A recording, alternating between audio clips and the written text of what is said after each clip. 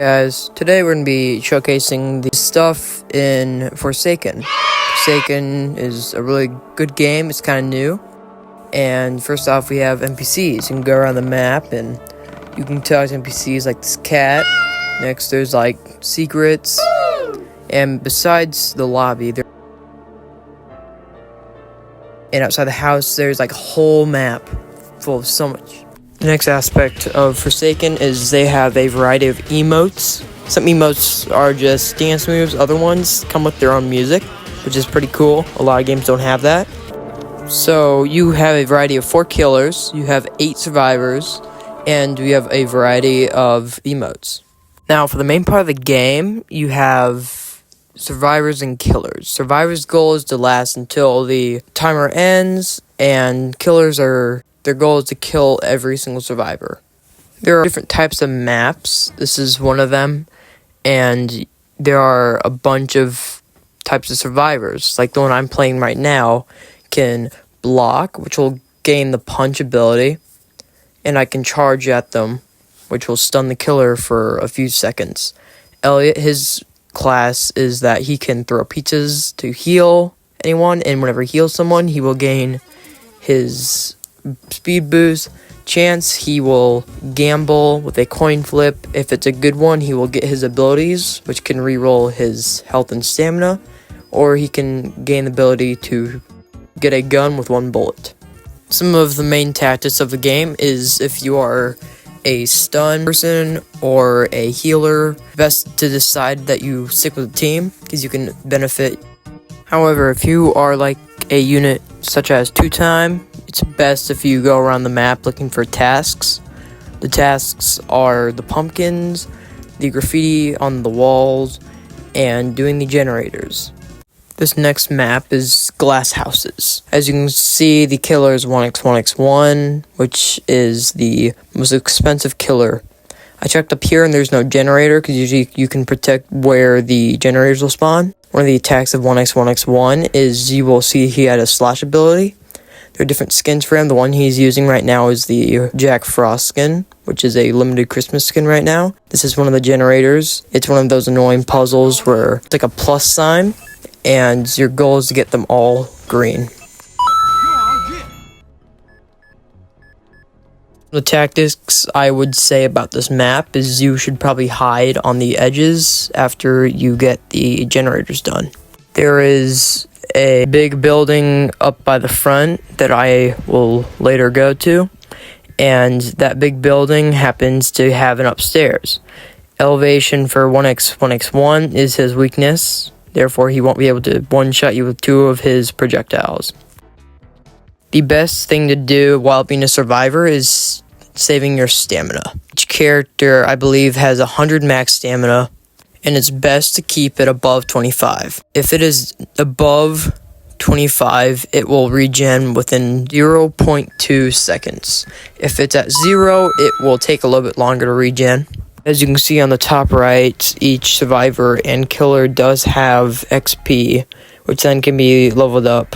There are milestones for each survivor and killer. There's level 25, level 50, level 75, and level 100. Milestones will give skins that they can use for the character. As I said at the beginning of the video, this game came out like a month ago, so there will be a few minor bugs, and the game will not be very balanced. However, it's still an alpha, so there's a lot of improvement to be done. When you get seen by the killer, you have to run away, or you can use your class's abilities to the best.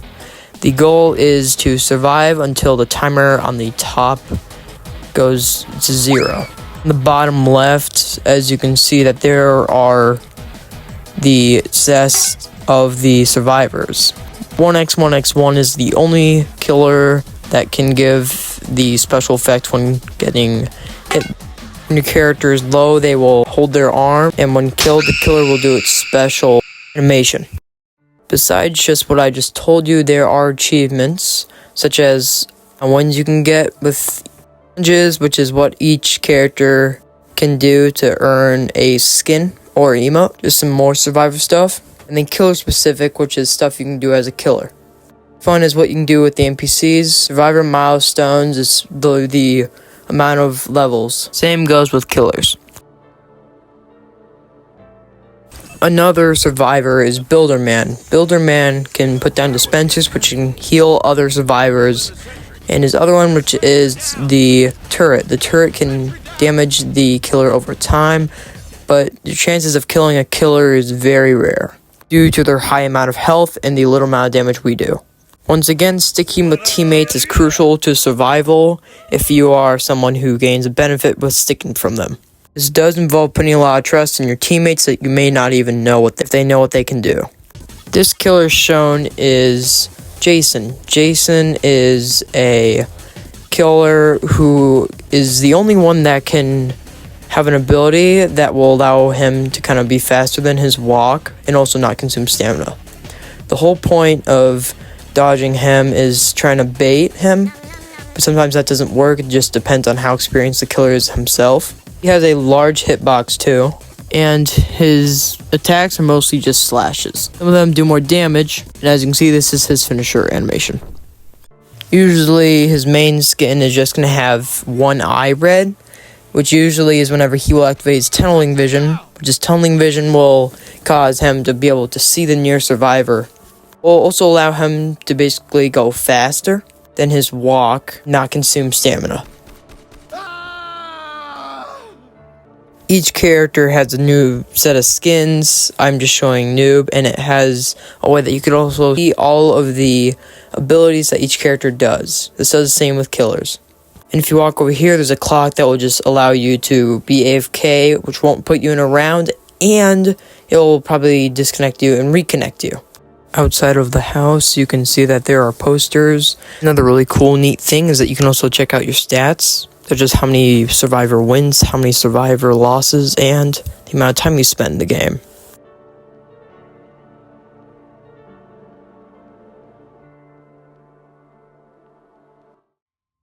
Alright, now on to the killer.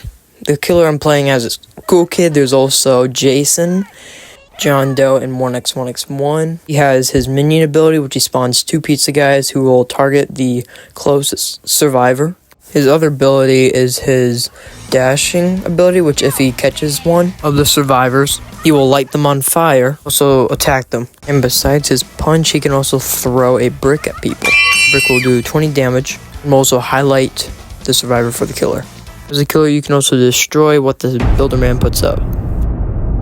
Also, this is a pretty neat hiding spot too for the survivor. This next killer is John Doe. John Doe has a series of attacks. He has his spike attack.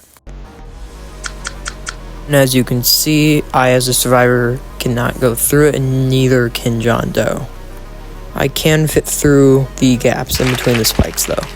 John Doe also leaves a trail, which if someone steps on it, it will poison them. He also has a normal punch ability. Is a stomp trap, which if someone steps on it, it will cause him to get more speed for a few seconds. And he has an ability where he can see all the survivors. This is going to end the video for today. Thank you for watching and listening about the whole point of Forsaken. I think it's still a pretty fun game despite how unbalanced it is. But see you next time. Bye.